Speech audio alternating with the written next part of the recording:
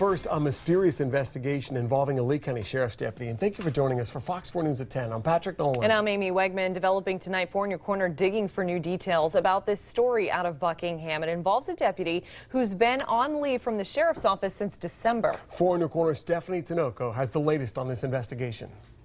Detectives with the sheriff's office were at the home for hours, going through the garage and speaking to family members of this deputy who's been on leave for a few months. Now, I spoke with the deputy's son, who didn't want to go on camera, but tells me he hasn't heard from his dad at all. And all he knows is he was very angry before he left the house Tuesday night. An overnight disturbance lit up the sky of this quiet neighborhood off Cemetery Road. I heard gunshots about, like I say, 1:30 a.m.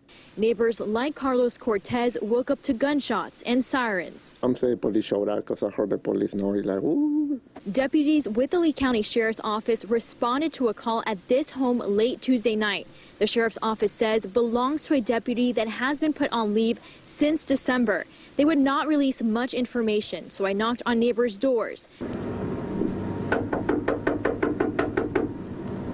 to find out more about the deputy who failed his fitness for duty evaluation. Mike Bodie, who lives right across the street, says he didn't see much last night, but says he isn't surprised to know deputies responded to his neighbor's house again. There's always one house in every neighborhood, no matter where you live, where there tends to be a lot of fighting and stuff, and that's where, we've seen it. He says he's seen a lot of violence coming from this home.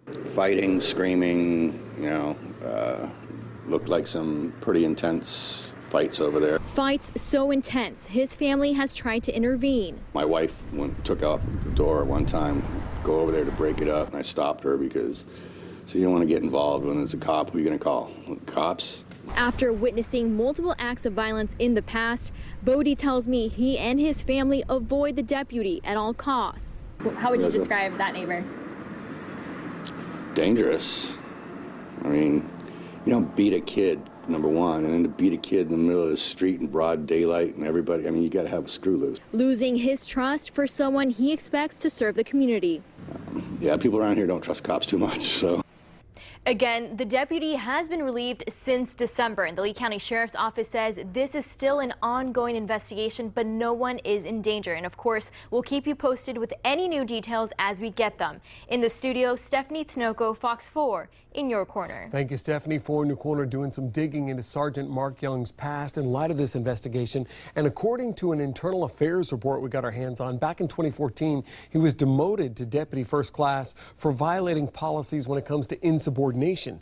The punishment reportedly stemming from comments Young made to subordinates about command staff above him. Young, who joined the sheriff's office in 1998, had no other cases against him. Well,